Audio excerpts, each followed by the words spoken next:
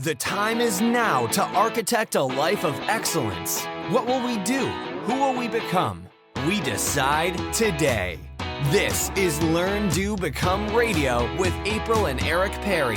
Let's move onward and upward together.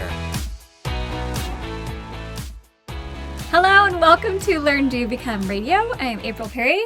And I'm Eric Perry. We are excited to be with you today. We're talking today about how you can use Evernote or the software of your choice, we just love Evernote, to help you to be able to take really good notes, to be able to access them whenever you need them, and to be able to apply them so that as you're reading, watching videos, listening to podcasts, and participating in all the awesome ways there are to learn online and offline, that you'll have a system that actually supports you. And for some of you who are wondering at the beginning of this podcast, is this really for me? Am I really going to be excited about learning how to use Evernote to go into books and classes and courses? Will this be boring or exciting? It's going to be worth your time. Okay, because this is the problem that a lot of people have, is that we love consuming. We're constantly reading articles and watching videos, and a friend will share a link on social media or by text or email. So we're learning a lot, but what we end up with are random highlights or annotations, screenshots that you just took during a webinar, but now they're somewhere in your phone or on your computer. We end up with hundreds of digital or paper bookmarks as we try to get organized. Or if you read in the restroom, maybe this is too much information, but I would use like toilet paper as my bookmarks. So I have all these books. Nobody wanted to know that. With toilet paper sticking out. Maybe that's super embarrassing. I just shared that. Okay. Apparently April likes to read and learn a lot anywhere she goes at any time of day. So if that's you, then you'll resonate. If that's not, just pretend you didn't hear the last 30 seconds. Or sometimes if you take written notes, which I know a lot of people do, you just end up with piles of books or spiral bound notebooks. And you know all the information is really valuable, so you're not going to throw it away. But when do you ever go through it? And if someone said, oh, hey, what did you learn at that last conference? You're like, I have no idea. You don't want to draw a blank and be completely unable to say anything. Well, I think another way of looking at what you're talking about here, and this might be something we can share. I think we came across about 10, 15 years ago in like a productivity store. There was a kind of a PowerPoint up on the wall, and it said back in the 1800s, most people were only coming in contact with like 1 to 10 items of information per day or per week. Yeah. And then it flashed forward and said the 1950s, the number of pieces of information and messages and things coming at them because of television and radio and the phone was maybe like 100 things per day or per week. And now you spiral here into the 2000s, and we're probably processing more than 1,000 pieces of information, things clamoring for attention a day, right? And there's a lot of things that are coming at us that are valuable. We want to hold on to and be able to reference and recall. But it's become so difficult with like this flood of information. So I think some of the ideas we'll talk about today will actually be really helpful in being able to gather in and capture the things that we value most, putting them into a tool or a resource where they're easily searchable, very quickly findable, so we can reference them, use them, and share them as we want. And I don't know if you feel this way, Eric, but I feel like because there is such a flood of information today that we reach our saturation point quicker, where you just think, I don't even want to open a book, or I don't want to learn something new because I've already learned so much I'm not applying. Right. I think that's definitely part of maybe a psychology or mindset that's becoming more prevalent. But I think there's a whole lot of people out there in the world who really do love learning and growing continually, Yeah. where they want to become better at it. And maybe it's just developing the discipline of saying, we're going to kind of shut down the head gates of all this stuff that's coming at us that's maybe not as relevant or as necessary, and become a little bit more deliberate in the sources we choose, the way we spend time going to look for that information, be it on social media or the internet, but maybe more so in books, courses, and programs, stuff like that. Yeah, so what we're going to show you today is basically a step-by-step process that I've been doing for the past few years. Honestly, it has revolutionized the way that I learn, and it's helped me want to learn even more. Where now I take notes in a very focused way. I can locate those notes on my phone or computer literally within seconds. And I find that it's easier to apply what I learned to my day-to-day life, where ultimately it helps me to be happier, it helps to strengthen my family, it helps grow our business, and really just helps us all around. Yeah, and I don't want to embarrass April here at all, but I mean, she is absolutely one of the people who does this better than almost anyone I've seen in the world. She loves to learn, she loves to read and kind of absorb worthwhile things. But she really has, over the last 5 to 10 years, developed a few simple systems that allow her to kind of store it, capture it in a way that she can find it very quickly, And so to be quite honest with everyone else listening on this podcast, as you're listening and learning, I'm actually here for the very same reason. I mean, I'll add a few things that might be helpful, but I'm actually here to kind of get a better idea of exactly how April does what she does, so I can do it better as well. We both use Evernote, but I think April's Evernote app on her phone, she shares quite a few of her notes with me, but she has so many that she's built up over the years that she references frequently. She's able to do it in a very simple, very clear way that she can get to the things that she values and really make progress on the ideas, on the things that she's learned to make her life and the lives of others better. Well, thank you very much, Eric. Okay, so should we jump right in? She didn't pay me for that. That was an honest endorsement of her ability. Thank you. All right, so we're just going to jump right in. The first step is we want to create a few notebooks that really define the categories of your personal learning. Now, my 3 notebooks that I have for education, for being able to keep notes the way I'm going to describe today, include one notebook called Book Notes. That's strictly if I'm reading a specific book and I'm taking notes or I'm highlighting different quotes from the book. The second one I call my course and conference notes. That's if I'm taking an online course or if I'm attending an in-person or an online conference. And then my third one is just general education notes. These could include random podcasts, articles online, or anything like that. So you may like my categories, just book notes, course and conference notes, or education notes. Or you might think, oh, well, I actually do a lot of online learning in the specific program that I'm in. I'm getting my master's right now, or I'm finishing my bachelor's, or something like that. You could make that its own notebook. Does that make sense? Yep. Okay. So once you've identified those notebooks within Evernote, then you can create a notebook stack. Basically, all that's saying is we're going to take all these notebooks and group them together. It's really now, the cool thing about Evernote or OneNote or any other digital software for note-taking is that when we talk about stacks, we all have real stacks. We're trying to get away from those, right? What's cool is Evernote and other software allows us to create stacks that are not virtual, that are not real, they're virtual, they're not sitting on our desks, and they're quickly and easily searchable. Yeah. So if you had a stack of 4 different notebooks full of notes you've taken from books and conferences and courses, and you wanted to find something quickly, it's going to take you half an hour to an hour. Yeah. With Evernote or something like that, you can do a quick search for a phrase, a keyword, or a term, and boom, you found the material you need right there within 15 seconds. So I call my notebook stack just education stack. And it's easy for me to find. I don't have that many notebooks and stacks. That seems like that was That's really hard, isn't it? So education stack, and then within it are my 3 notebooks. Now on the show notes page. So if you had like a bunch of recipe notebooks, would you call it maybe like a recipe stack? That's a great idea. Is that how you'd maybe name it? Yeah. Awesome. Good idea. So I have a little screenshot showing you what it looks like, and we have a special download for you if you want to go to learndobecome.com/episode 33 for episode 33. So you can see exactly what it looks like. But the reason why I love this is because it's super simple to find. I can just add a note to it very easily if I'm clipping something from the internet, or if I have a PDF that I just downloaded that came to me free from someone online. I can add things to my education stack, to my general education notes or something like that. Really easy to do. Okay, so just having stack and notebooks. Now, if you're using something like Google Drive, this would be a folder and then you would have subfolders. So it's not like this is super complicated. We just love Evernote. So I'm showing you how to do that. Okay, next, you're going to create a new note as you move forward for each course or book or ebook or article, etc. So you don't have to feel like you have to go back and categorize everything in your life. You can do that, especially if you are in our Steps to Everyday Productivity program and you're going through and you're cleaning up your piles and you really want to go through and start sorting. You process can. things so you can organize in a way you'll find it quickly later, yeah. Yeah, but you don't need to feel like you have to do all of it right now. Yeah, best of all is just to start today and do this going forward. Now, I just put together a few ideas to show you how I've used this with different types of resources. But for all of the things that I'm storing, I always use a title that has very logical keywords. So it would say... like Evernote Education Stack. That's for the stack. I'm talking about the notes now. Now we're talking about notes. So names. If it's a book I'm reading, I'm going to title it with the name of the book and the author and perhaps the month or, the season where I read it. Oh, fall of, 2018 or whatever. That sounds logical. Okay.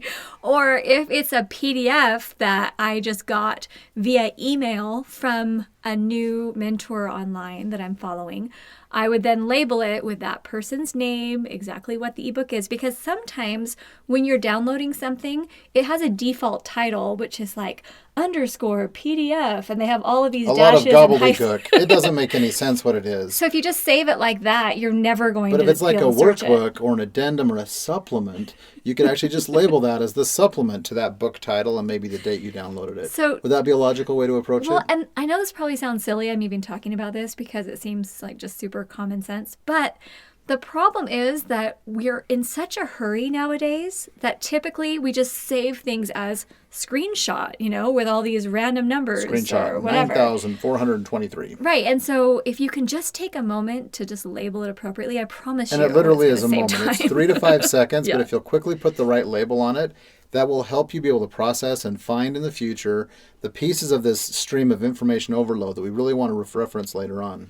Now, the reason why I love Evernote so much is because as I'm taking notes and including photos or screenshots or PDFs, I can also add in text or voice memos or other information to go with it.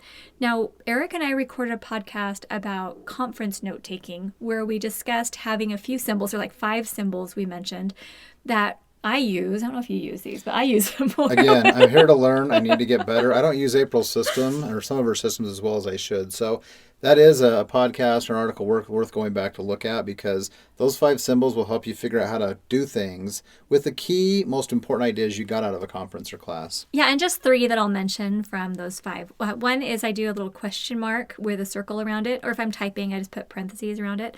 But that means this is a question that I want to think about. I want to, ponder it. I want to be able to have this be something maybe I'm using to guide just those quiet moments where you actually have time to think. Another one is just a star where I kind of highlight, oh, these are great ideas, not just random notes, but just really good ideas. Or I have a little arrow that represents first priority, things that I definitely want to implement. So as you're going through and reading an article or reading a book and you see, oh, that idea is so good, you might want to either color code the text around it or use a symbol like the one I identified, where it's going to help you to then, towards the end, as we talk about how to apply it to your life, is going to help you really pick out the gems. Because to be honest, when you read, lots of books, there are a lot of great things that you read, but maybe 1% of what you read includes an idea you want to act on right then, or you really want to remember. A lot of times you just read things and you think, oh, that was a good book, but it's not like you're actually going to implement every little piece of that into your life, especially if you're an avid reader. I mean, there's no way you can apply everything that you read if you're reading, a few books a week or something like that.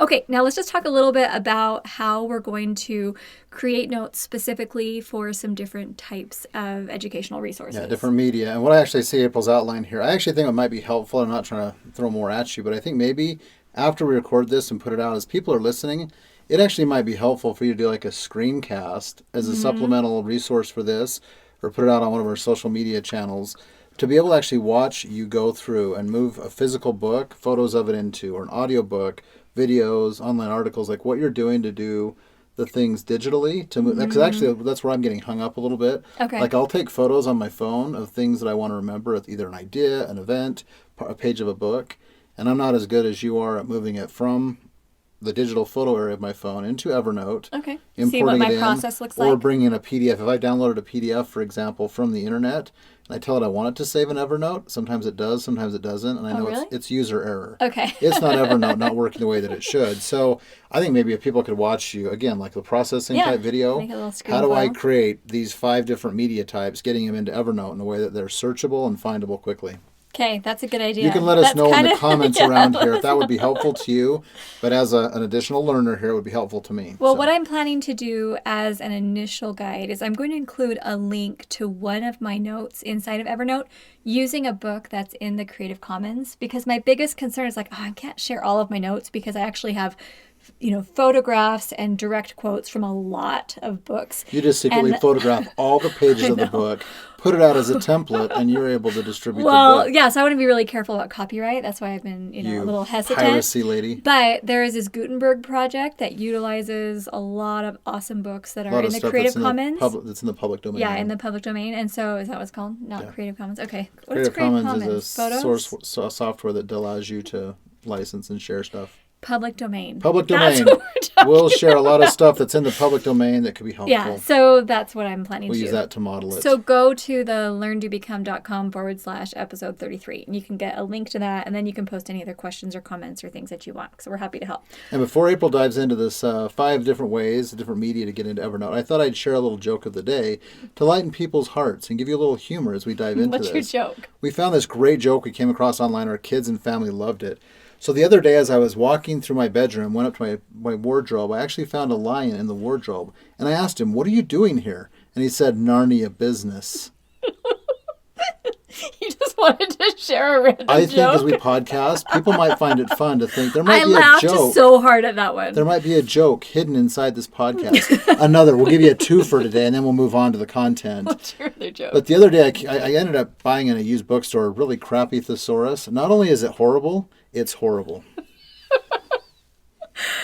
Okay, you're a lot of fun, dear. You can edit all that out if you want. That's awesome. No, I love it. Okay, so I actually just had 4 different things I was going to share. You said 5. I'm going to share 4. Let's go back, strike that, edit it, 4 things. All right, so first is physical books. So a lot of us love reading physical books. Eric and I do. We have bookshelves all over our house, and we have boxes of books. And what's sad is we've been reading them over the last 20, 25 plus years. I love to mark, underline, annotate, make notes. Mm-hmm. But I think many of us do something similar. Yeah. But how often are we going to, or will we, or do we go back and really revisit that and have an ability to kind of process through the best concepts or the best ideas?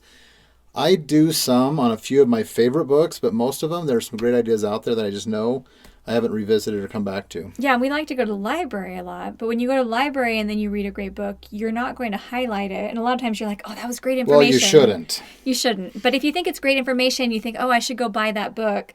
But sometimes you just want to read it while you have it. So what I recommend is if you are highlighting or annotating, you take photos as you go and you upload them directly into your Evernote where you have a note prepared with that book title. If you're not highlighting or annotating, like with these library books I'm reading right now, I'm reading the 5 a.m. Miracle, I think that's what it's called, by Jeff Sanders. So as I'm reading, he's got some great ideas in there. I'm just taking little photos of different paragraphs, putting that into my Evernote. So that way I maybe have, 10 to 20 photos by the time I'm done.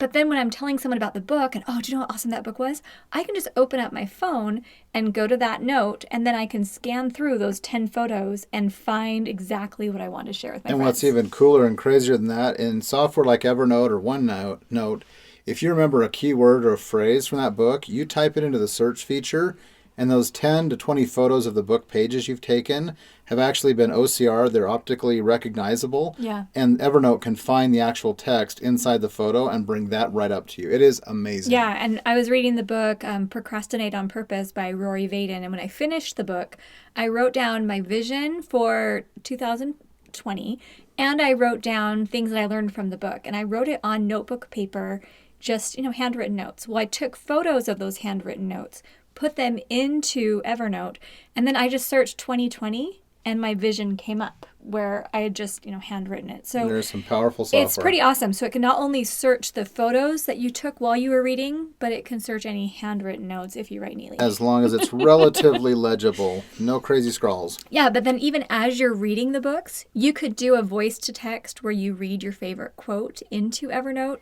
or you can create a little voice memo and store the memo in there. So there's a lot of really cool options as you're learning and reading in physical books. But this has changed the way that I read these physical books. Guys, I have my phone next to me. I'm reading the book, and as I go, I'm just snapping quick pictures. And by the end, I've got this awesome note with everything that I want to remember about the book. Yeah, one thing I love about the voice memos is not only you're reading the content of the book you're reading, but you might record some of your thoughts or ideas, a way to implement that, or just some things that makes you think about. So you capture all that stuff that would otherwise go, thought of once, but then it dissipates, right? It flows down the stream of information.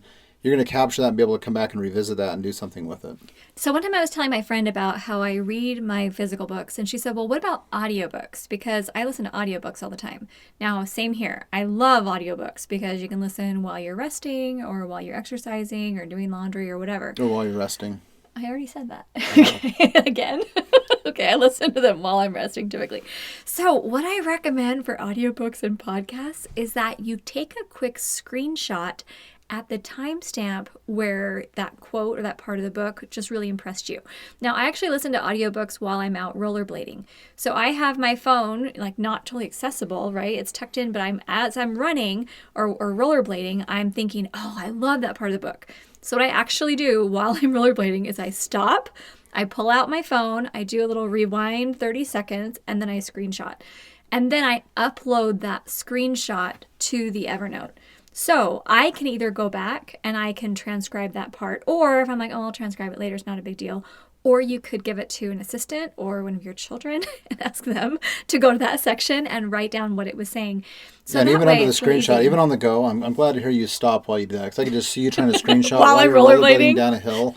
Give her our dog to run with while she's doing that. That could be a recipe for Don't do disaster. that anymore. But I think what you could do with that as well, even while you're stopped right there, move that photo into Evernote, and right underneath that photo, type like a 3 to 5 word Yeah. summary of what Actually, that I love concept that. was. So you remember, oh, where was that one? Because if you have like 5 or 6 screenshotted timestamps, Yeah. it'll be going through those 6 to find the one idea you wanted. But if you just put a quick little blurb under each one, Yeah. again, just that much more quick. It takes Jog your memory. 5 to 10 seconds, but it'll get you where you want to be much quicker. Yeah, so that's really, really fun. Okay, now if you're watching videos, this is the same thing. I take screenshots of the videos, and a lot of times as you're listening to what's being shared in a video, there's different ideas. You can create a checklist out of it. You could take those best ideas. For example, I was sitting, I don't know, I think I was waiting for one of my kids somewhere, and I was watching a video that was talking about how to use Pinterest for your business. Okay, so a lot of great ideas coming out of it. And they had on the video this step-by-step checklist. A lot of times, especially in online courses, you'll have videos and they'll have, slide decks that they're going through while they're recording. So I just go through and take screenshots of those videos. I also took this program or went through a program last year that had multiple courses about business. It was all about entrepreneurship and marketing and customer service and all this. And it was 100% video. So I just took screenshots of everything from hiring practices to different ideas of how you could take care of your customers, because they didn't have any like video notes. They didn't share the slide decks. They didn't have any of that. So I just created my own as I went through the course. But what's awesome is now I can go back and look through what I learned in the course, and I've pulled out the best ideas from those videos. So even though I don't have access anymore to that course, I have all of the information. A lot of the key ideas, yeah. Yeah. And I was going to say, one other thought on videos. I don't know if you have looked at this or done this before, but a lot of times now, a lot of the videos, they're being presented either as a course or some sort of an online offering.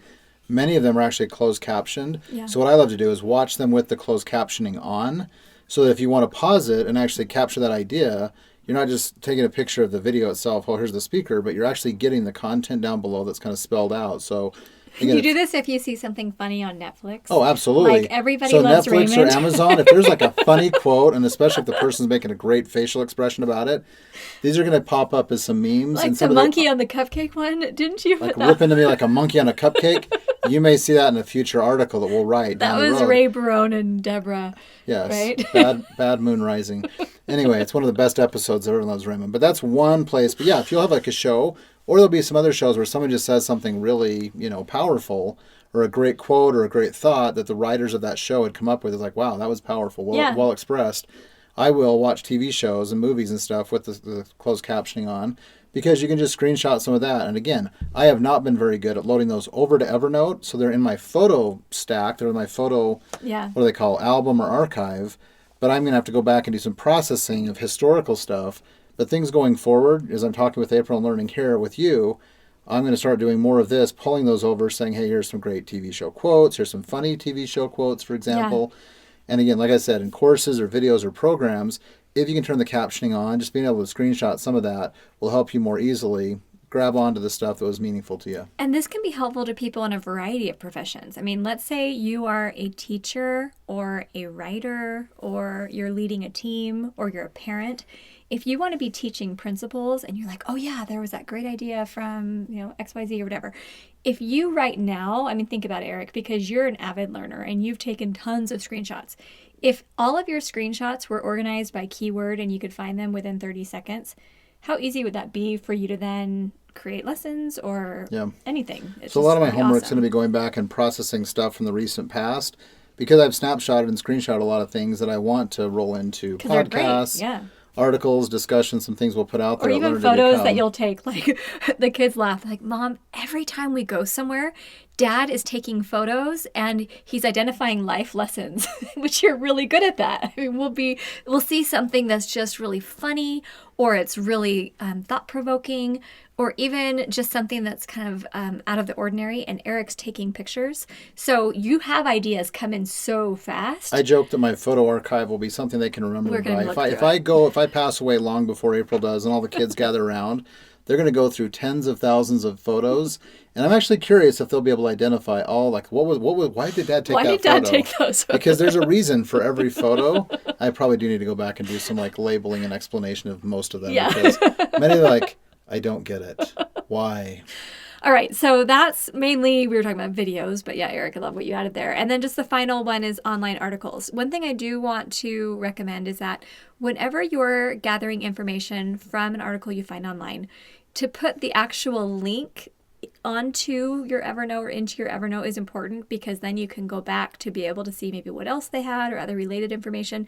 But I also would recommend that you copy any of the relevant text and just do a full copy paste. Yeah, bring the whole article in. Because links break all the time. And people pull down content and stuff. And we're not saying to do this to be able to go out and repurpose it, republish it. No, it's just for you. It's for your own personal use. But sometimes great articles and things either get lost, links break, they're taken down. Yeah. But if you read something that was meaningful to you, copy the link, so there's attribution, right? You know where the source was, but definitely, copying as much of the text, the photo that might have been in there, just whatever made that article or resource meaningful to you. It'll be a huge help, and Evernote will store it for the indefinite future. Right, and so obviously we want to be very careful about copyright and fair use and all of that. But as you're just taking notes and you're, what we would have done before, where you photocopy something and you're writing something in a journal, when it's just for your own use and you're not using it, in a public way or to earn money off of that. Commercially, then that's totally fine. Okay, and then now we'll just move into our next step. So once you have these great notes taken... And this is the last step. The last step is to extract any actionable information before you move on. Because the last thing you want is 200 notes full of stuff that you feel like you have to do, that you're never going and doing. If you've utilized the note-taking symbols that we talked about, and you have questions you want to ponder, or you have actions that you want to implement right away, what you want to do is you pull those out before you close up the note and move on to the next book or video or audio. So if you think, oh, there's this great idea on how we can implement allowance with our children. Great. Then you pull out those ideas and you create a little note to have a discussion with your spouse, for example. Or if you think, oh, there's a new routine, like I read this book by Kelly LeVeque that I love that talks about how to make this awesome smoothie every morning. So I've been making the smoothie every morning, but I pulled out her recipe and put that into my daily routine so I could make this smoothie every day.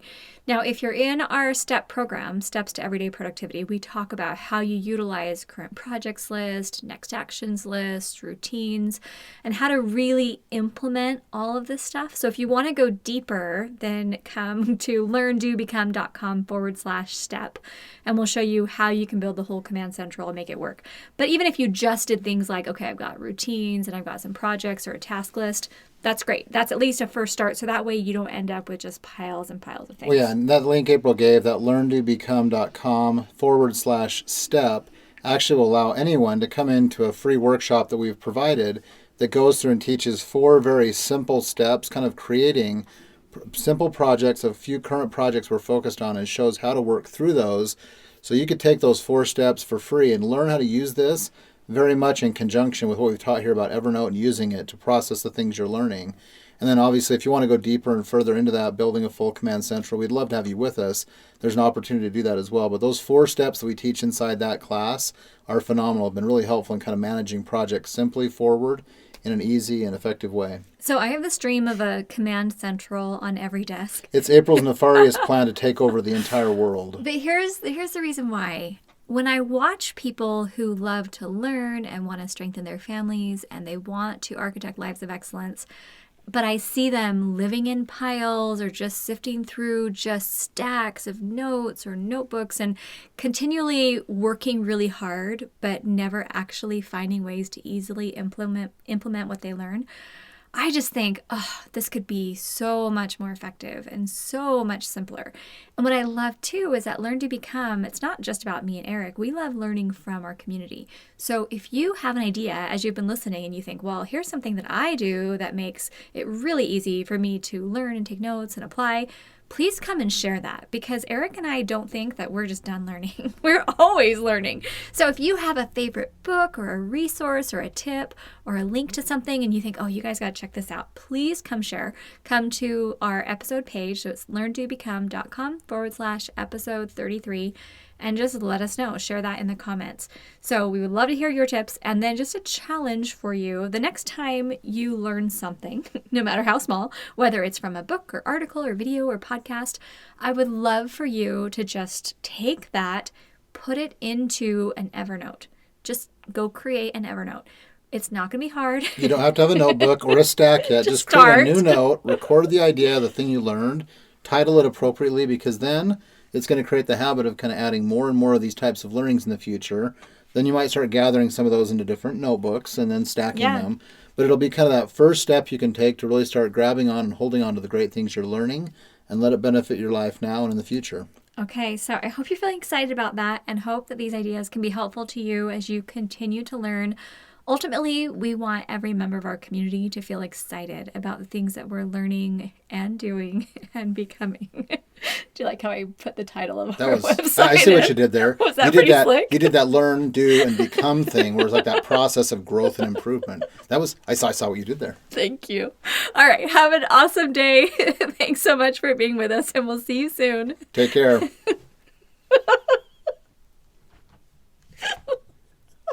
I can't stop laughing. Okay, I'm all done now.